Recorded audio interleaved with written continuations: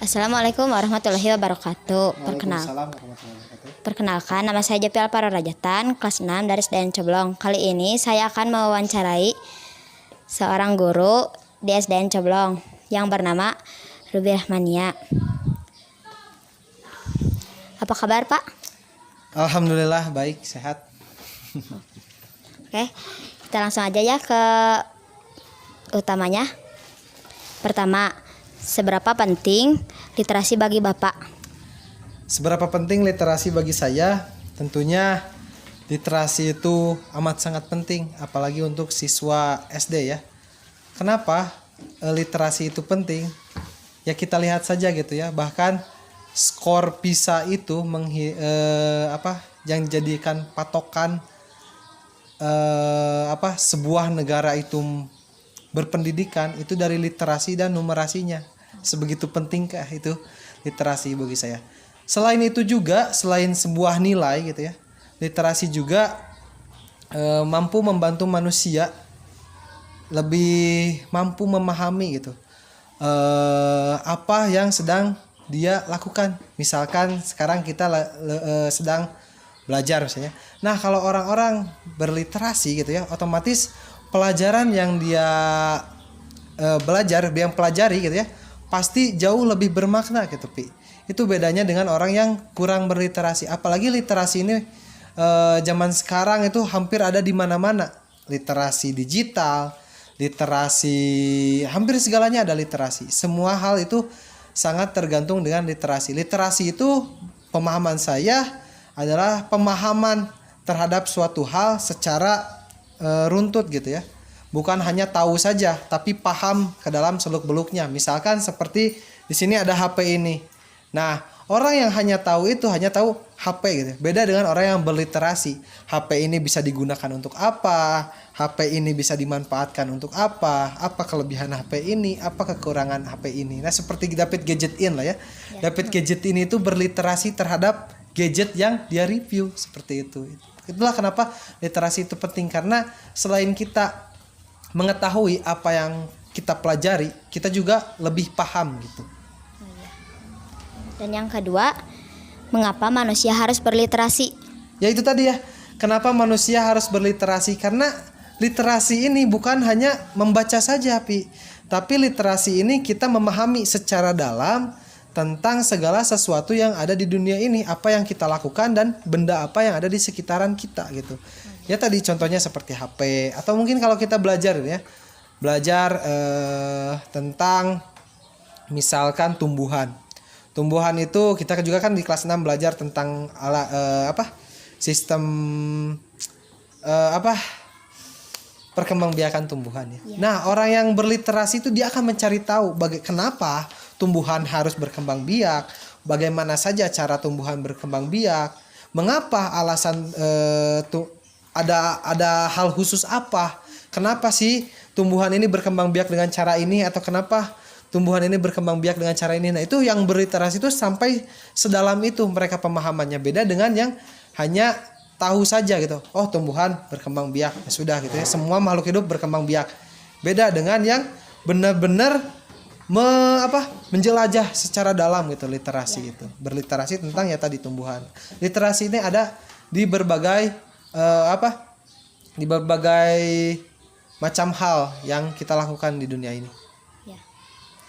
Ketiga, menurut Bapak, mengapa literasi di Indonesia masih sangat rendah? Wah, literasi di Indonesia masih sangat rendah. Ada beberapa faktor ya, Pi, sebenarnya. Ini mah pendapat Bapak gitu. Yang pertama yaitu faktor kurangnya minat baca, Pi. Kita lihat aja, apakah teman-teman Jopi banyak gak yang istirahatnya baca buku? Ada berapa orang kira-kira? Kira-kira antara 5. Dari berapa orang siswa di Dari kelas? 24. Dari 24 hanya ya 5 gitu ya. Nah itu, apalagi di seluruh Indonesia ini. Bapak lihat aja gitu ya di lingkungan sekolah ini gitu ya. Sangat jarang siswa yang mau ke perpustakaan ini gitu ya. Mau ke perpustakaan cina baca, tapi ya ada yang mau baca tapi tidak berliterasi, Pi. Maksudnya berliterasi tidak paham apa yang dia baca sebenarnya. Dia baca tapi tidak paham apa yang dia baca. Nah, masih kan sedikit orang yang berliterasi. Kenapa? Yang pasti yang tadi kurangnya minat baca. Yang kedua, kurangnya itu apa ya? Yang mendorong, yang mengajak orang tua, guru dan lingkungan sekitar yang kurang mengajak, kurang mendorong untuk semua orang atau siswa itu mau berliterasi gitu. Itu yang jadi kekurangannya. Dan lanjut yang keempat, apa solusi yang Bapak tawarkan untuk literasi di Indonesia melihat dari pekerjaan Bapak? Ya, alhamdulillah pekerjaan saya sebagai guru otomatis setiap hari harus selalu berliterasi ya, Pi. Kalau guru tidak berliterasi, ya mau ngajar apa dia ya? Dia harus tentu berliterasi, harus memahami materi apa yang dia ajarkan ya. Pertama, Bapak juga belajar gitu ya, belajar tentang materi yang akan Bapak ajarkan. Atau mungkin ilmu-ilmu umum juga kadang Bapak suka sempilin di di setiap pelajaran ya, selalu dimasuk-masukkan gitu ya, meskipun di luar pelajaran itu salah satu Bapak belajar sini. Dan juga setiap Sabtu Bapak ada yang namanya kegiatan bedah buku di kelas 6 itu, Pi. Bedah buku ini yaitu salah satu solusi Bapak dalam ya santai nama gitu ya, seenggaknya siswa-siswa itu mau membaca, senang. Intinya mah ingin meningkatkan rasa senang membaca gitu ya. Bukan hanya siswa kelas 6 sebenarnya, tapi seluruh siswa, mau guru atau seluruh masyarakat yang ada di SDN Coblong ini, mulai dari guru, siswa kelas 1 sampai kelas 6, pegawai kantin, pegawai kebersihan, atau bahkan orang yang umum itu lewat ke SD Coblong terus ada kegiatan. Biasanya kita suka ngampar gitu ya, ngampar jajarin buku, kita biasanya bercerita tentang buku yang kita baca. Nah, itu salah satu tindakan Bapak untuk meningkatkan